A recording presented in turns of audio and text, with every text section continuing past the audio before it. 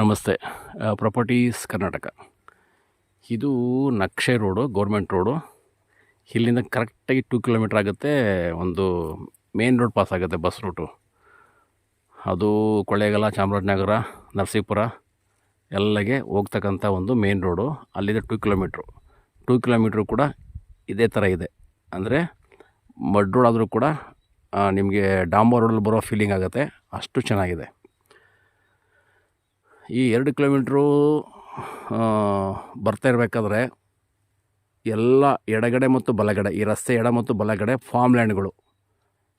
2 kilometre ಸುತ್ತಲೂ ಕೂಡ ನಿಮಗೆ ತೆಂಗಿನ ತೋಟ ಇರ್ಬೋದು, ಬಾಳೆ ತೋಟ ಇರ್ಬೋದು, ಮಾವಿನ ತೋಟ ಇರ್ಬೋದು, ಮತ್ತು ತೋಟದಲ್ಲಿ ಮನೆಗಳಿರ್ಬೋದು, ಎಲ್ಲ ಕಟ್ಕೊಂಡು ಇಲ್ಲೇ ಇರುವಂತಹ ಇದು. ಅಂದರೆ ನಿಮಗೆ ಎಲ್ಲೋ ಒಂಥರ ಕಾಡಿನಲ್ಲಿ ಇನ್ವೆಸ್ಟ್ ಮಾಡ್ತಾ ಇರ್ಬೋದು ಅಂತ ಫೀಲಿಂಗ್ ಬರಬಾರ್ದು. ಆ ಟಾರ್ ರೋಡಿಂದ ಇಲ್ಲಿ ತನಕ 2 ಕಿಲೋಮೀಟ್ರ್ನಲ್ಲಿ ಸುಮಾರು ಒಂದು 30-40 ಫಾರ್ಮ್ ಹೌಸ್ ಬರ್ತವೆ.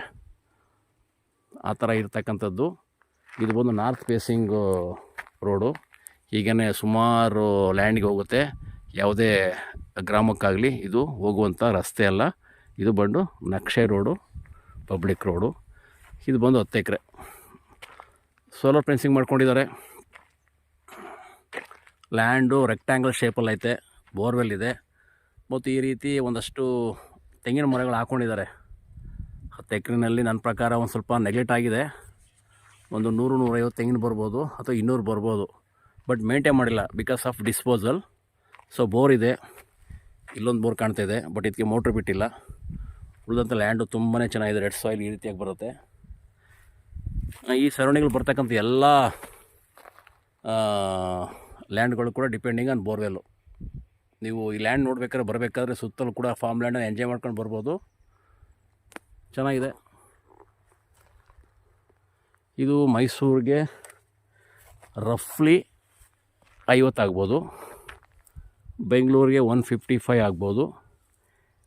ಇಲ್ಲಿ ಮೇನ್ ರೋಡಿಗೆ 2 ಕಿಲೋಮೀಟ್ರ್ ಆಗುತ್ತೆ. ಪಕ್ಕದಲ್ಲಿ ಒಂದು 3 ಕಿಲೋಮೀಟ್ರ್ ವಿಲೇಜ್ಗಳಿದ್ದಾವೆ. ಈ ರೀತಿಯಾಗಿ ಬರುವಂಥದ್ದು. ಮತ್ತು ಮೈಸೂರು ಟು ಚಾಮರಾಜನಗರ ಹೈವೇಯಿಂದ 10 ಕಿಲೋಮೀಟ್ರ್ ಆಗುತ್ತೆ. ಸೊ ತುಂಬ ಚೆನ್ನಾಗಿದೆ. ಇದು ಸೆಲ್ಫ್ ಪರ್ಚೇಸಿಂಗ್ ಪ್ರಾಪರ್ಟಿ, ಸ್ವಯಾರ್ಜಿತ. ಡಾಕ್ಯುಮೆಂಟ್ ಎಲ್ಲ ಕ್ಲಿಯರ್ ಆಗಿದೆ. ಸಾಯಿಲ್ ಚೆನ್ನಾಗಿದೆ, ನೀರು ಬೋರ್ವೆಲ್ಲು.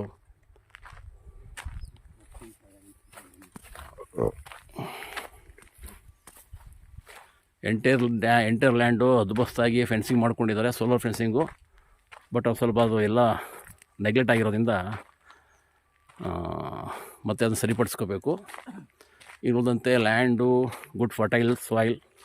ವ್ಯವಸಾಯವನ್ನು ಮಾಡಿಲ್ಲ, ಬಟ್ ಯಾರಿಗಾದರೂ ಒಂದು ಒಳ್ಳೆ ಹ್ಯಾಂಡ್ಗೆ ಈ ಪ್ರಾಪರ್ಟಿ ಸಿಕ್ಕಿದ್ರೆ ಇನ್ನೊಂದು 2-3 ವರ್ಷಗಳಲ್ಲಿ ಇದು ರಗ ಅಂತ ಮಿಂಚುತ್ತೆ.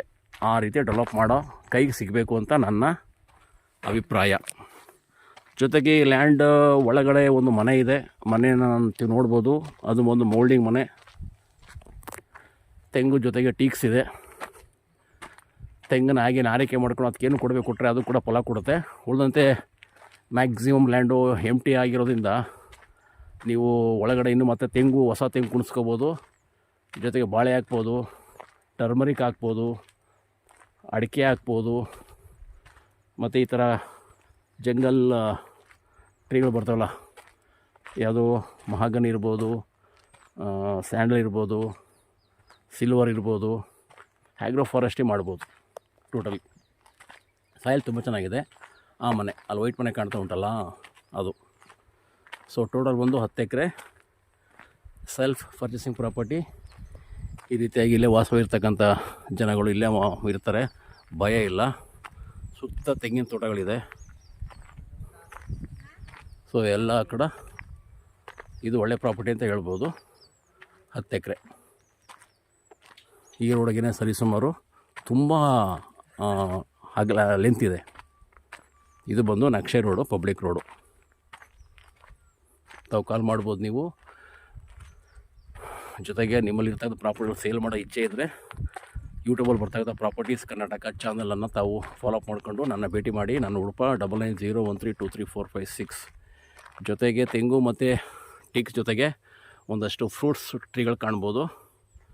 ಇನ್ನು ಉಳಿದಂತೆ ಲ್ಯಾಂಡು ರೆಕ್ಟ್ಯಾಂಗಲ್ ಶೇಪಲ್ಲಿ ಲೆವೆಲ್ಲಾಗಿದೆ. Thank you.